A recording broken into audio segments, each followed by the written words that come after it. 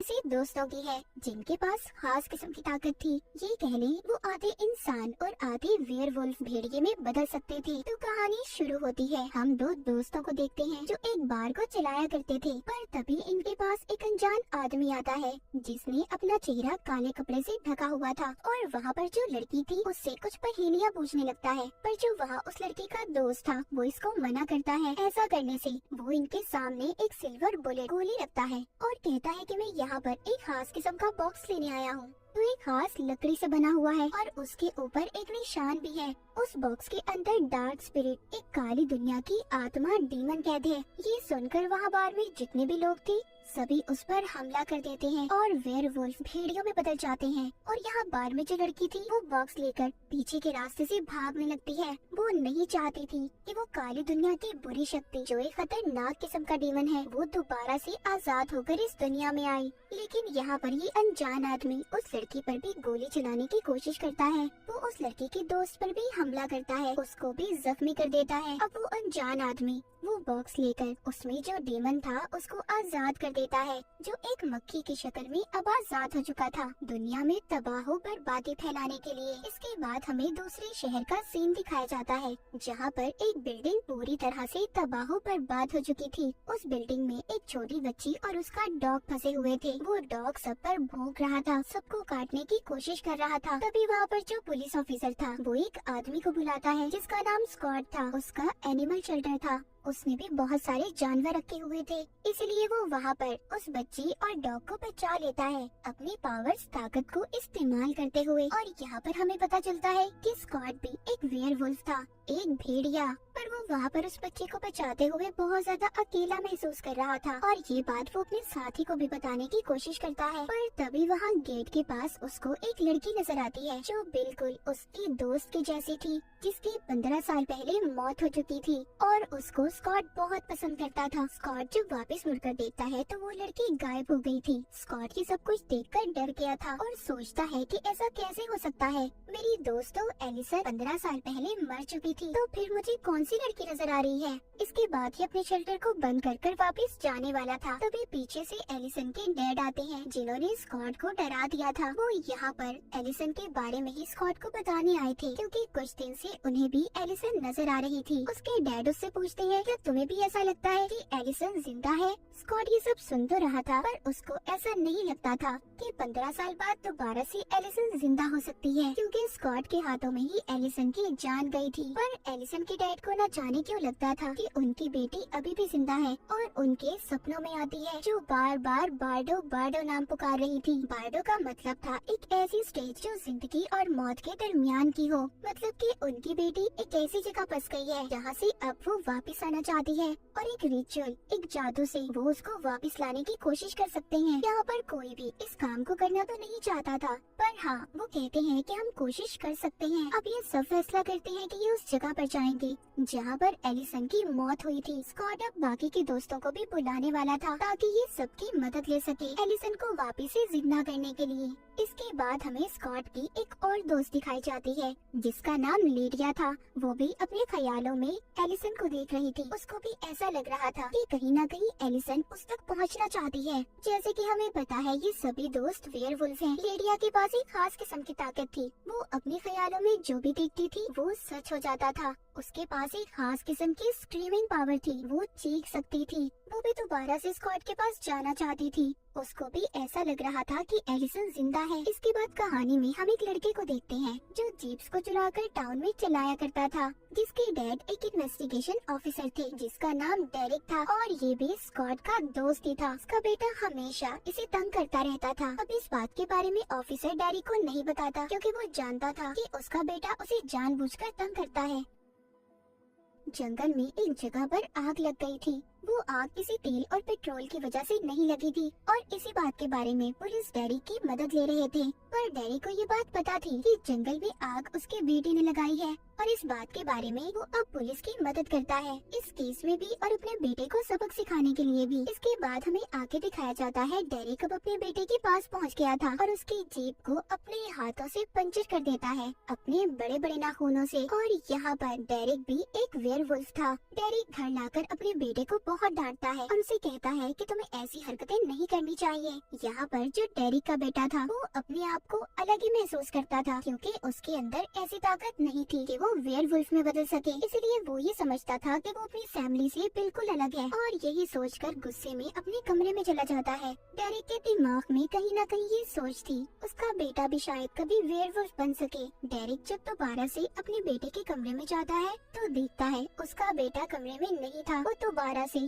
जंगलों में चला गया था। ये देखकर डेरिक को गुस्सा तो बहुत आया था पर वो कुछ भी नहीं कर पाता। दूसरी तरफ हम लेडिया को देखते हैं जो अब स्कॉट के पास आ गई थी। ये दोनों उसी जगह पर जाते हैं जहाँ पर एलिसन की मौत हुई थी और वहाँ से मिट्टी इकट्ठा करते हैं, क्योंकि उस जादू के लिए ये बात जरूरी थी। ये दोनों बहुत सालों बाद मिले थे। लेडिया स्कॉट से मिलकर बहुत खुश होती है, जिसके बाद स्कॉट इसको अपने घर पर ले आया था, पर इसने उस जादू के बारे में अपनी मॉम को कुछ भी नहीं बताया था। यहीं पर एलिसन के डैड स्कॉट को एक तलवार भी दिखाते हैं जिस पर एलिसन का खून लगा हुआ था, और यहीं पर लेडिया वो सारी ड्राइंग्स भी दिखाती है जो उसने अपने ख्यालों में देखी थी। तभी इनका यहाँ पर एक और दोस्त आता है जो उस ड्राइंग को ठीक कर रहा था, मगर उसे देखकर सब लोग परेशान हो गए थे कि वो यहाँ पर क्यों आया है। लेकिन इसको यहाँ पर लेडिया ने बुलाया था ताकि उनकी मदद कर सके। पर वो दोस्त सारी ड्राइंग्स को मिलाकर एक कटा हुआ पेड़ बना देता है जिसके बीच में बार्डो लिखा हुआ था। पर उस पेड़ को देखकर स्कॉट बहुत ज्यादा डर गया था, क्योंकि यही वो पेड़ था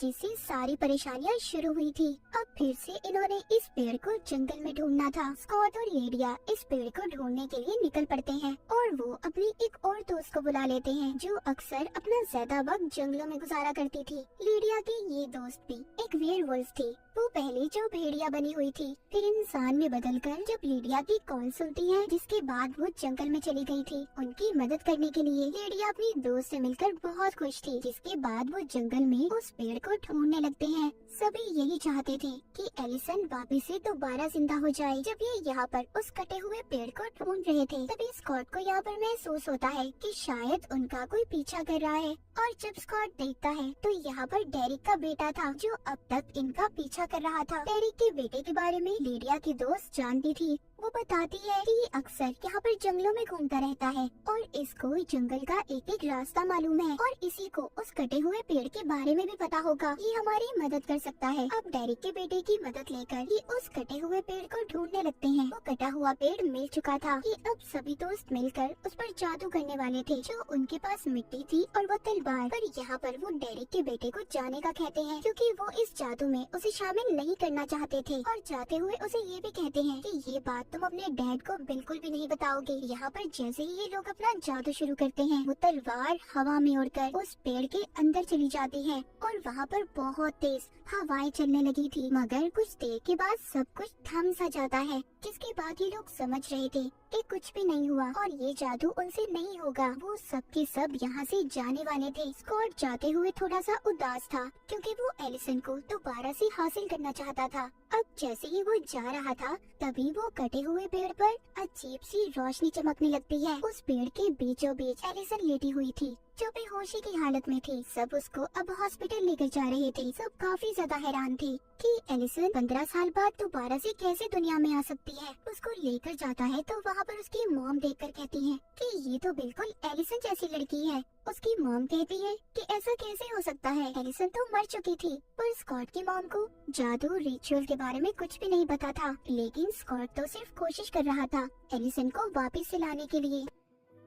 पर यहाँ पर सिर्फ एलिसन वापस नहीं आई थी। वो जो हमने मक्खी की शक्ल में डीमन को देखा था वो भी इस कटे हुए पेड़ के अंदर चला जाता है और अपनी असल शक्ल में आ जाता है, जो कि एक बहुत ही खतरनाक खौफनाक डीमन था और अपनी तलवार को उठाकर बहुत जोर से चिल्ला रहा था कि वो दुनिया में तबाह बर्बादी फैलाने आया है, और वो खास तौर पर यहाँ पर स्कॉट से बदला लेने आया था, क्योंकि स्कॉट की वजह से ही इस डीमन को उस लकड़ी के बॉक्स में कैद कर दिया गया था। उधर एलिसन हॉस्पिटल में थी। उसको होश आ गया था मगर उसको कुछ भी समझ नहीं आ रहा था। एलिसन की यादें कुछ वक्त पहले की तो नहीं आई थी वापस, पर उसके दिमाग में वो यादें चल रही थी जहाँ पर वो अपने सभी दोस्तों को अपना दुश्मन मान रही थी। वो अब यहाँ हॉस्पिटल से भागने की कोशिश करती है। उसको ये लग रहा था कि वो अभी भी एक हंटर शिकारी है और वो डेरिक को मारना चाहती है जो कि एक भेड़िया है। इसके रास्ते में जो भी आ रहा था ये उसको मार रही थी। वो स्कॉट पर भी हमला कर देती है। तभी उसके डैड वहाँ पर आते हैं और पूछते हैं ये क्या है, क्या मेरी बेटी वाकई बेटी वापस आ गई है। स्कॉट कहता है हाँ। एलिसन की डैड स्कॉट को पकड़कर पूछते हैं क्या वाकई मैंने जिसे देखा वो मेरी बेटी थी। एलिसन के डैड का जो दोस्त था वो कहता है एलिसन तो वापस आ चुकी है, पर उससे भी ज्यादा और भी बहुत कुछ बुरा हुआ है। वो आत्मा, वो डीमन भी वापस आ गया है जिसको कई साल पहले हमने एक बॉक्स में कैद किया था। ये बात सुनकर सब लोग परेशान हो गए थे। वहीं पर हम डीमन आत्मा को देखते हैं जो कि जेल में था। वहाँ पर कोई भी नहीं था, सिर्फ एक पुलिस ऑफिसर के अलावा। वो डीमन पुलिस ऑफिसर को अपने पास बुलाता है और उसे मार देता है। उसकी सारी ताकतों को उस डीमन ने अपने अंदर खींच लिया था। बाकी जितने भी पुलिस ऑफिसर थे सब जंगल में इन्वेस्टिगेशन करने गए थे क्योंकि दोबारा से वहाँ पर आग लग गई थी। थोड़ी ही देर बाद पुलिस स्टेशन में लिडिया और उसका एक दोस्त आ गए थे जो उस पुलिस ऑफिसर की लाश देखकर ये समझ रहे थे कि इसे कहीं न कहीं एलिसन ने मारा होगा, जिसके बाद ये वहीं पर इन्वेस्टिगेशन करने लगते हैं। उधर एलिसन अपने बंकर में थी जो कि उसकी एक खुफिया जगह थी। वो वहाँ पर अपने सारे हथियारों को इकट्ठा कर रही थी, लेकिन तभी उसको वहाँ पर एक आवाज सुनाई देती है उसी डीमन की जो उसको अपने काबू में करने की कोशिश कर रहा था। वो डीमन एलिसन के दिमाग में ये डाल रहा था कि स्कॉट और डेरिक ने तुम्हारी सारी फैमिली को मार दिया है और उसकी माँ का रूप लेकर उसे इन सब बातों में उलझाने की कोशिश कर रहा था। एलिसन कहीं न कहीं ये जानती थी कि उसकी माँ की मौत हो चुकी है, पर फिर भी वो उस डीमन की बातों में आ जाती है और स्कॉट और डेरिक को मारने के लिए तैयार थी। अब एलिसन यहाँ पर डेरिक का पीछा करते हुए स्कूल तक आ गई थी, जहाँ पर स्कूल में एक मैच हो रहा था और डेरिक कोच से बात करने के लिए आया था। कोच यहाँ पर सब बच्चों को डांट रहा था और सबसे ये कह रहा था कि प्लीज प्रैक्टिस करो, मुझे जीत चाहिए। डेरिक यहाँ पर कोच से ये कहने आया था कि उसके बेटे को भी खेलने का मौका दे। कोच ये तो नहीं जानता था कि डेरिक कौन है और उसका बेटा कौन है, पर फिर भी कोच मान जाता है और कहता है मैं तुम्हारे बेटे को सिर्फ 4 मिनट ही दूंगा खेलने के लिए। पर इसी प्रैक्टिस के दौरान डेरिक के बेटे के पाँव में चोट लग गई थी। तभी डेरिक अपने बेटे को एक कमरे में ले आता है और उसे कहता है कि खुद को हील करना सीखो, खुद को ठीक करो, तुम एक वेयरवुल्फ हो। डेरिक को अभी भी अपने बेटे के बारे में यही लग रहा था कि वो भी उसकी तरह ही एक वेयरवुल्फ है और वो खुद ही अपने आप को ठीक कर लेगा। तभी यहाँ पर एलिसन आ जाती है जो डेरिक पर हमला कर देती है। डेरिक यहाँ से अपने बेटे को भागने का कहता है क्योंकि उसके पाँव में चोट लगी हुई थी। डेरिक जब उसके हमले से बचने की कोशिश करता है तो वो देखता है ये तो एलिसन थी, मगर वो ये देखकर बहुत ज्यादा हैरान था कि वो इतने सालों बाद कैसे जिंदा हो सकती है। पर यहाँ पर एलिसन बार बार डेरिक पर हमला कर रही थी और आखिरकार उसका एक तीर डेरिक की गर्दन में लग जाता है। डेरिक की गर्दन से बहुत ज्यादा खून बह रहा था, लेकिन यहाँ पर डेरिक के वही 2 दोस्त आ गए थे जो हमने कहानी के शुरू में बार में देखे थे। स्कॉट भी यहाँ पर अपने दोस्तों के साथ आ गया था डेरिक की जान बचाने के लिए।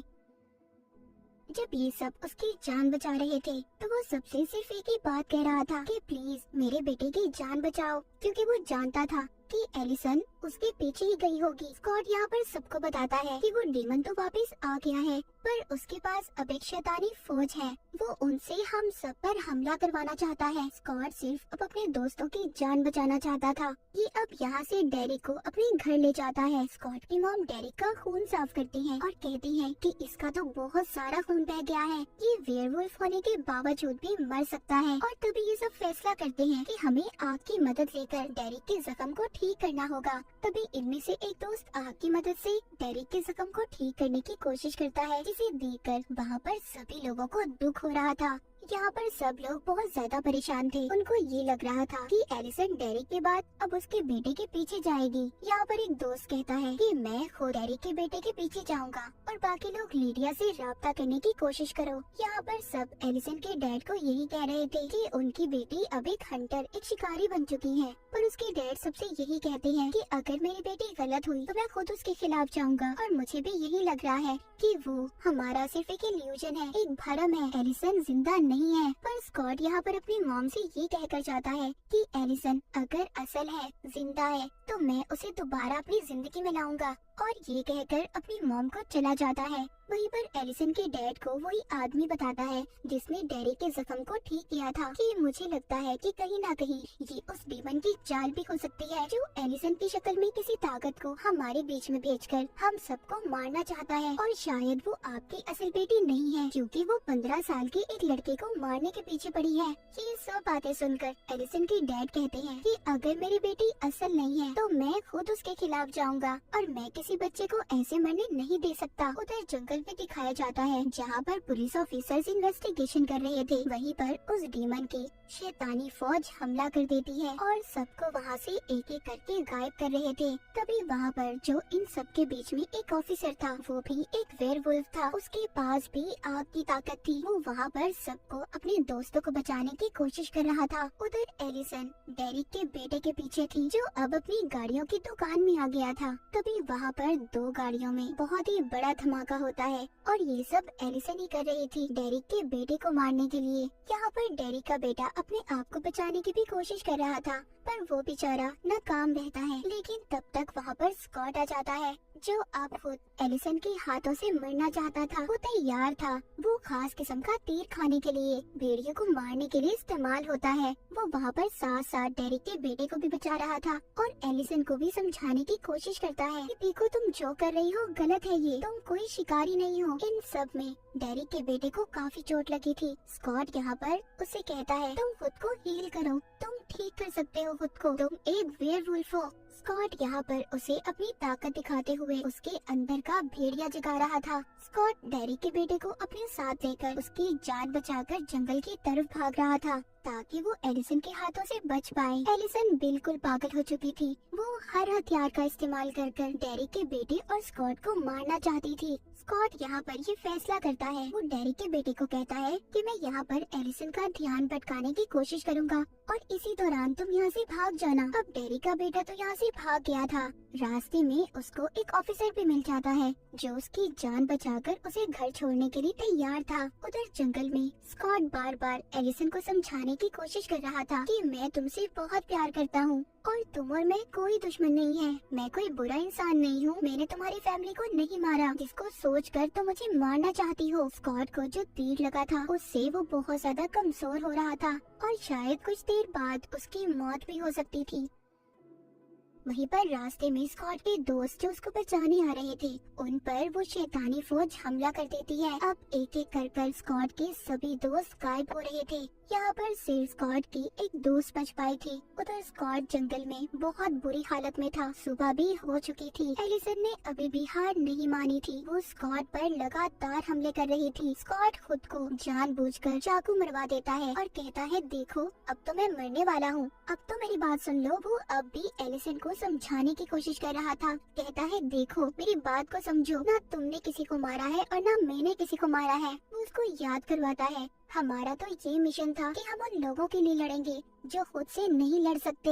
हम देखते हैं एलिसन उसको एक जगह पर ले आई थी, जहाँ पर अब कुछ घंटों बाद ही स्कॉट की मौत होने वाली थी, क्योंकि उसकी हालत बहुत ज्यादा खराब हो चुकी थी। एलिसन को यहाँ पर अब याद आने लगा था कि कहीं न कहीं उसकी यादों में स्कॉट शामिल था और बाकी सारे दोस्त भी उसको स्कॉट की मदद करनी चाहिए। और अब वो आग का इस्तेमाल करके स्कॉट की जान बचा लेती है। उसके जख्मों को उसने आग से ठीक कर दिया था। वहीं पर एलिसन के डैड, स्कॉट की मॉम और बाकी लोग भी उनका पीछा करते हुए आ गए थे, जहाँ पर एलिसन स्कॉट को लेकर आई थी। उस जगह पर भी बार बार वो डीमन एलिसन को अपने काबू में करने की कोशिश कर रहा था, पर एलिसन इस बार उसकी बातों में नहीं आई थी। उधर लेडिया जंगल में ये पता कर रही थी कि जितने भी पेड़ जले थे, उन पेड़ों के जलने से एक ऐसी राख बनती थी जो आत्माओं को काबू करने के लिए इस्तेमाल होती थी। अब ये सब सिल्वर से बने हुए हथियार जमा करने की कोशिश करते हैं, क्योंकि ये अब उस शैतानी फौज का सामना करने वाले थे। उनको सिर्फ सिल्वर के हथियारों से ही मारा जा सकता था। उधर लेडिया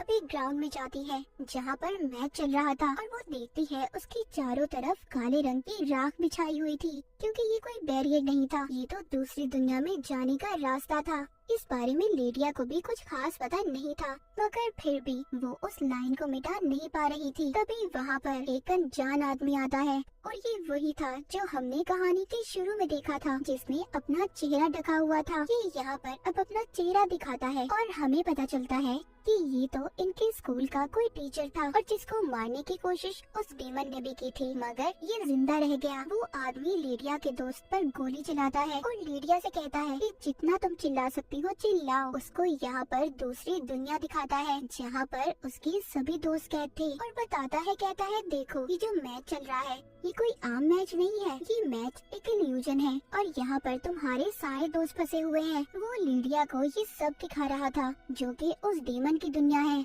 जहाँ पर वो सभी को हमेशा के लिए कैद करके मार देगा। वो वहाँ पर डेरिक की बेटी से ये कह रहा था कि जब तक तुम वेयरवुल्फ में बदलोगे तुम्हारे सारे दोस्त मारे जाएंगे। वो डीमन डेरिक के बेटे को असल दुनिया में फेंक देता है जहाँ पर उसको स्कॉट मिलता है। स्कॉट को भी अब सब कुछ आहिस्ता आहिस्ता पता चल रहा था और तभी स्कॉट को यहाँ पर पता चलता है कि ये जो मैच है उसे हर हालत में जीतना होगा जिससे ये उस डीमन तक पहुंचकर उसे हरा सकते हैं। ये सब लोग ये ग्राउंड सब इल्यूजन था जो उस डीमन ने बनाया हुआ था। स्कॉट अब कोच के पास जाता है और उसे कहता है कि प्लीज मुझे मैच खेलने दो, मैंने हर हालत में ये मैच जीतना है। कोच कहता है सॉरी मैं तुम्हें इसकी इजाजत नहीं दे सकता, तुम इतने बड़े हो, ये तो बच्चों का मैच है। पर यहाँ पर कोच की टीम हार रही थी। ऐसा देखते ही कोच अब स्कॉट को खेलने की इजाजत दे देता है। कोच को भी हर हालत में जीतना था, चाहे वो बेईमानी करके ही क्यों न जीतता। स्कॉट और डेरिक के बेटे ने इस मैच को जीत लिया था। वहीं पर एलिसन भी आ गई थी जो अपने डैड से मिलना चाहती थी,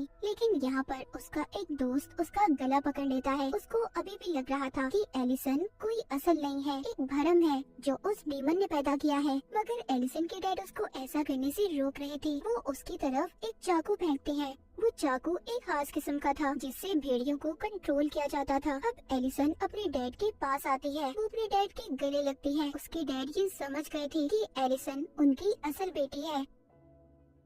तभी एक काला धुआं एलिसन को उस डीमन की दुनिया में ले जाता है जहाँ पर इसके सारे दोस्त फंसे हुए थे। यहाँ पर स्कॉट को अपने दोस्तों को बचाना था और अगर इसने अपनी जान ना दी तो इसके सारे दोस्तों की जान चली जाएगी। इसीलिए ये चाहता था कि यहाँ पर एलिसन इसको मारे और ये देखकर डीमन बहुत खुश हो रहा था कि स्कॉट अब मर जाएगा। पर एलिसन इसको जो तीर मारती है इसके इर्द गिर्द इनके दोस्त ने अपनी पावर अपनी ताकत से आग से उसे बचा लिया था जिससे वो तीर स्कॉट को छू भी नहीं पाया था। पर ये सिर्फ एक इल्यूजन एक भरम था। यहाँ पर एलिसन के डैड स्कॉट की मॉम सब आ गए थे और सभी यहाँ पर पहुंचकर उन शैतानी आत्माओं पर हमला करते हैं जो सिल्वर की गोली से ही मर सकती थी। वहीं पर लेडिया भी अब जोर से चिल्लाती है जिस वजह से एलिसन की सारी यादें वापस आ गई थी और उसके आसपास जितनी भी शैतानी आत्माएं थी वो दूर जाकर गिरती हैं। लेकिन लेडिया ने अपने दोस्तों की जान को बचा लिया था। लेकिन यहाँ पर डीमन भी इतनी आसानी से हार कहाँ मानने वाला था। स्कॉट ने जब उसको काटा था अब वो भी वेयरवुल्फ में बदल गया था।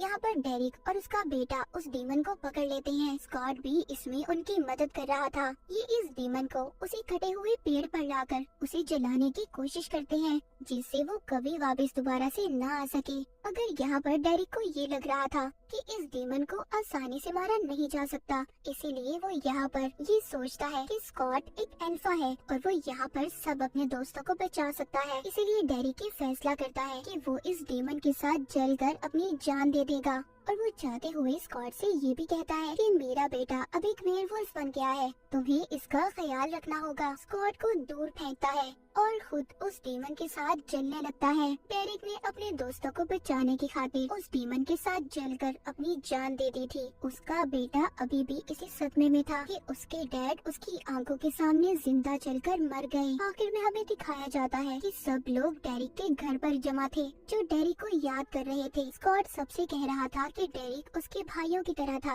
और वो ये भी कहता है कि डेरिक का बेटा अब उसके साथ रहेगा। स्कॉट अब डेरिक के बेटे को अपने साथ अपने घर पर ले आया था और वो उसको अपने एनिमल शेल्टर में भी लेकर जाता है जहाँ पर वो इसके लिए एक डॉग पसंद करता है और अपने लिए भी। आखिरकार स्कॉट ने इतनी ज्यादा मुश्किलों के बाद एलिसन को हासिल कर लिया था। अब वो यहाँ पर एलिसन के साथ अपनी नई जिंदगी को शुरू करने वाला था। एलिसन और स्कॉट दोनों मिल चुके थे। उधर दूसरी तरफ हमें दिखाया जाता है वही अनजान आदमी, उसकी भी तो कहानी अभी बाकी है। वो इतनी आसानी से कहाँ जान छोड़ने वाला था। उसको खुफिया एजेंट अपने साथ उठाकर ले जाते हैं। वो सबको चिल्लाकर यही बता रहा था कि यहाँ पर जो बच्चे रहते हैं वो वेयरवुल्फ हैं, उनके पास खास किस्म की पावर्स ताकतें हैं और मैं इन सबको रोकना चाहता हूँ, इन्हें सबक सिखाना चाहता हूँ। पर वहाँ पर जो एजेंट में एक डॉक्टर था वो कहता है ठीक है तुम कहते रहो, कभी न कभी तो दुनिया तुम्हारा यकीन कर लेगी। और ये शायद स्कॉट और उसके दोस्तों के बारे में सब जानता था। खैर ये उस आदमी को अपने साथ ले जाते हैं और इसी के साथ टीम वुल्फ की ये कहानी यहीं पर खत्म हो जाती है।